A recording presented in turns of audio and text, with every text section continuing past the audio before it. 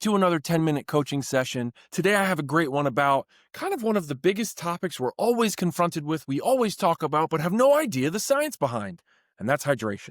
So take a sip, think about your water, go get some electrolytes, and let's dive into hydration and why in the world you need it. So simply put, we all know water is the key to pretty much everything that goes on within our body. We're about 70% water. That being said, why does it all matter? Do we just drink water to just keep those levels up? How does it all come into play? And realistically, at the end of this, I want to give you some coaching in terms of really straight to the point things that can allow you to optimize your own hydration. All right. And so think about electrical signals. And I know that's a weird way to start a hydration conversation, but realistically, your body runs on these electrical signals. And in the system, the water within your body conducts that current. Right? Your nerves are firing and you're creating these impulses and muscles are contracting every time you move. Well, it takes those electrical signals and those impulses to open, extend and flex each muscle. And so and there's a statistic for how fast it fires, but whatever the rate is, there's this rate that basically has to go off anytime you're moving a muscle, right?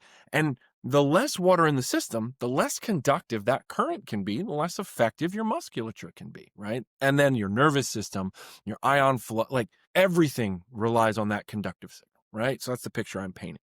So when we don't get enough, we get brain fog, we get cramping, we get fatigue, we get like lower output in terms of your performance.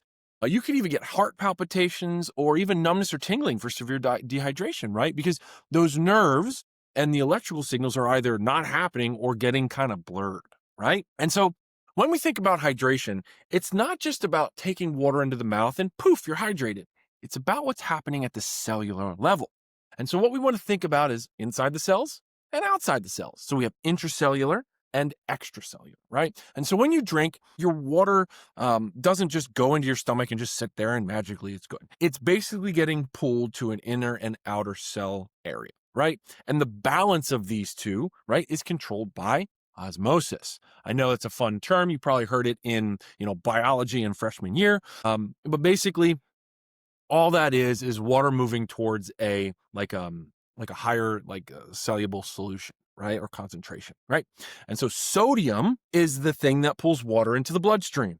Potassium is the thing that pulls water into the cells. You'll see where this is going. Sodium and potassium. Remember, very important words. So we have water going in to conduct electrical signals, and those electrical signals are dependent on the fluid inner and inside and outside of the cells. That's determined by, or the amount in sodium and potassium, because that's the thing that's actually pulling it in and out, right?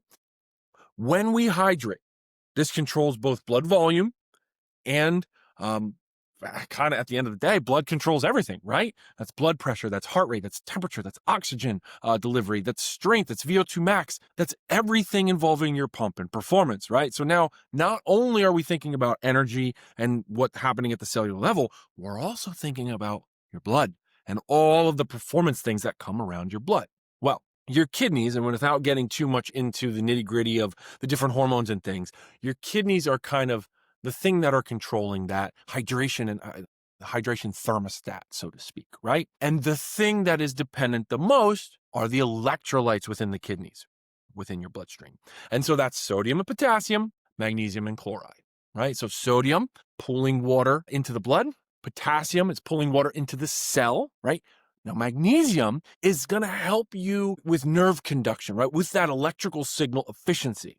And then lastly, chloride is going to help balance sodium because that guy up there can kind of get out of control and can also be the easiest one to overdo, right? So when we think about hydration tablets, because we're going to get into how you can impact your own hydration very quickly, I wanted to give you the quick science behind it, but when we think about how to actually implement it into our lives, we need to think about mirroring sweat. And I know that sounds so weird. Like if you could walk up and basically lick sweat, that's exactly the ratio of potassium, sodium, magnesium, and chloride you would want to put back into your body. What can you do?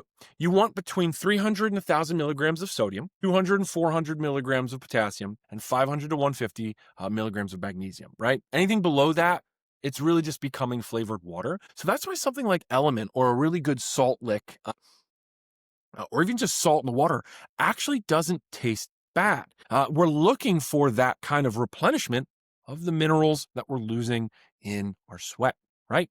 And now thinking about what impacts we could have, and I talk a lot in both of the schools, I talk a lot to my clients about regulating hormones. Hydration directly impacts that. So getting in all these electrical signals and regulating that, getting in the proper electrolytes for that now helps us regulate our hormones, right? We're thinking about water regulating cortisol, melatonin, temperature regulation within the body, blood sugar stability, as well as recovery hormones, right? Like growth hormone and testosterone.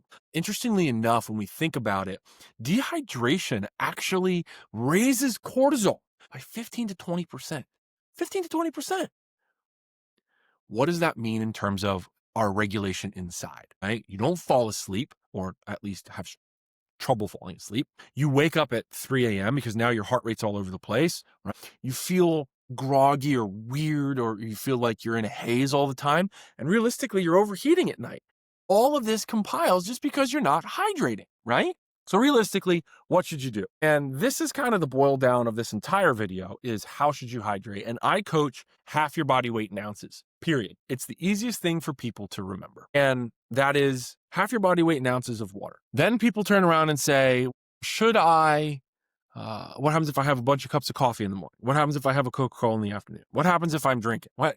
You should have half your body weight in ounces. If you're drinking other good liquids, let's say branched chain amino acids, I just looked at my container and that's what I have. I will help because it's good for me. I will count that as part of my water intake. But if I'm having a Coca-Cola or coffee, or I'm drinking, or iced tea, things like that that aren't necessarily promoting health within my body, I don't count it towards my water goal because I want to urinate them out. Coca-Cola has no major benefits to you and has been known for bad health problems. So I don't want that to be counted as part of the hydration, all this important things that count within my system, right? So there's a little bit more nuance when we think about exercise, we think about hot saunas, things like that. A couple facts for you to know. Overnight, you lose about 1 pound to 1.5 pounds in terms of water, into like your body weight. And then secondly, during training, you lose anywhere between 12 to 16 ounces per hour. Now, realistically, that's dependent on your intensity level of exercise. But things to think about is when you're doing these things, sleeping and working out, you are losing water as well. So we want to appropriately hydrate, make sure you're paying attention to it. For me, when I have like a good cardio day and a hot sauna day, I'm actually weighing myself before and after the sauna to make sure I'm not overly dehydrating. And that's actually why I weigh myself and check in. However, if you have an issue with the scale, and I do respect that, make sure you have an electrolyte solution every time you hot sauna, and make sure you're doing a cup of water. If you're just doing hard cardio and things like that, don't be that person who says they don't need water. So lastly, half your body weight in ounces. And for the people who are complaining about peeing in the middle of the night, I can't stop drinking about 3 to 4 hours before bed, or like heavy water drinkage. Get your half your body weight in ounces through 2 or 3 o'clock, or 3 or 4 o'clock, 4 or 5 o'clock even, and then kind of taper down. That'll help you, and make sure you're not urinating throughout the night. So hopefully this crash course was helpful. Hopefully it was kind of an eye-opener on why we need to hydrate, not just that we need to hydrate. And honestly, get after your half your body weight. I recommend a nice big cup. The bigger the cup is around you, the easier it is for you to drink. If you have to continuously get up and over to water, your barrier to entry rises. It's just going to naturally be harder. But I also know people who sit a bottle of water next to them and never touch it. Yes, you know who I'm talking about. So get after it, buckle up, and start hydrating.